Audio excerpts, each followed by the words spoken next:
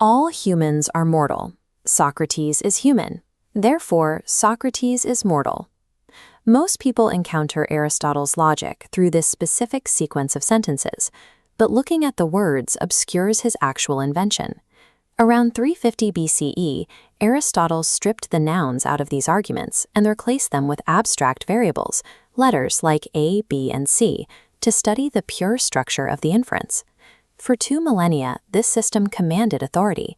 Philosophers like Immanuel Kant concluded that Aristotle had discovered everything there was to know about logic, leaving nothing new for anyone else to add.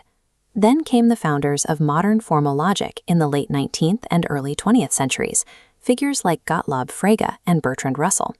They developed new mathematical models and dismissed Aristotle's system as a limited artifact, constrained by its rigid structure. Contemporary scholarship, however, has reversed this dismissal. By applying modern formal techniques to Aristotle's texts, researchers realized he was operating with the same mathematical rigor as his modern critics.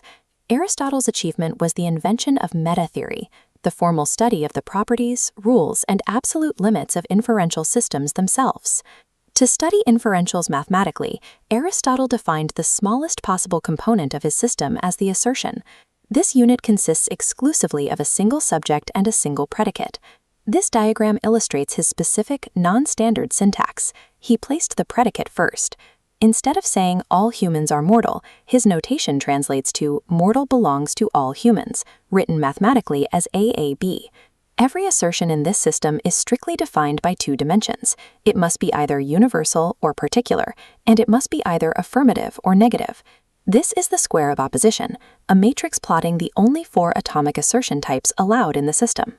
The top row holds the universal assertions, A for universal affirmative, and E for universal negative. The bottom row completes the matrix with fractional types. I denotes a particular affirmative, and O denotes a particular negative.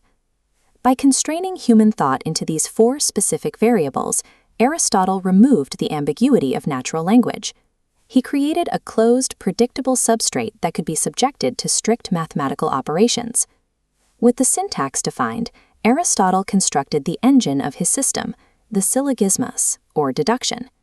He defined this strictly as a sequence where 2 accepted premises yield a necessary, inescapable conclusion.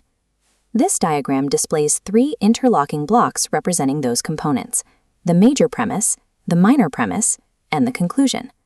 The mechanical link making this inference possible is the middle term, which acts as the central hinge, shared by both premises but absent from the conclusion. By systematically shifting the position of this middle term, whether it acts as the subject or the predicate in its respective premises, Aristotle generated distinct structural configurations called figures. By examining these permutations, Aristotle realized that while many deductions are valid, they are not epistemologically identical. He designated deductions in the first figure as perfect. Their validity is self-evident because the conclusion follows directly from the terms as stated, requiring no external proof to show the result. This distinction creates a structural hierarchy. While first-figure axioms are transparent, other figures are imperfect because their necessity is obscured. To validate them, Aristotle developed a mechanical method called reduction, using conversion rules to rearrange them into the first figure. This split screen compares our target, a second-figure deduction known as chemistris on the left, with the foundational first-figure axiom celerant on the right. Our proof begins with 2 formal premises: M belongs to all n, and M belongs to no x. Step 1 applies a mechanical conversion rule to the universal negative premise. The variable mex converts directly into xem. Step 2 requires no conversion. The universal affirmative premise, man, is simply carried down unaltered. Looking at the new structural alignment, the variables xem and man lock together. This shape now matches the first-figure axiom celerant on the right, making its validity visible. Because the shape matches an axiom, it automatically outputs a guaranteed intermediate result, xen. To finish the proof, Aristotle applies the final conversion rule to our intermediate output. Xen converts back to nex, successfully matching our original target conclusion. This derivation proves that Aristotle was not engaging in general philosophy of language, but executing a rigorous, self-contained system of formal mathematical logic. Aristotle applied this reduction method to every possible configuration. This node web represents all valid syllogistic moods. As we track the reduction paths, every mood funnels upwards through strict conversion rules, ultimately terminating at two irreducible first-figure axioms, Barbara and Celerant.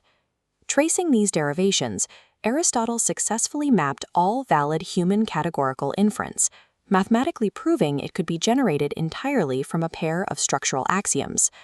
The mechanics of the syllogism serve a specific end, the construction of demonstrative science, or episteme. A structurally valid deduction guarantees that if the premises are true, the conclusion is true. But a true demonstration demands more. The premises themselves must be primary, immediate, and the direct causes of the conclusion. This requirement triggers the agnostic's dilemma. If every premise demands a prior demonstration, the process creates an infinite regress. Under this condition, nothing can ever be strictly proven. Aristotle solved this regress with the concept of nous. He argued that human cognition has an innate, natural capacity to intuitively recognize and grasp irreducible first principles through direct experience, without the need for prior logical deduction. Aristotelian logic functions as the mechanical link between self-evident axioms and the causal truths of the natural world, providing a terminal point for the infinite regress of proof.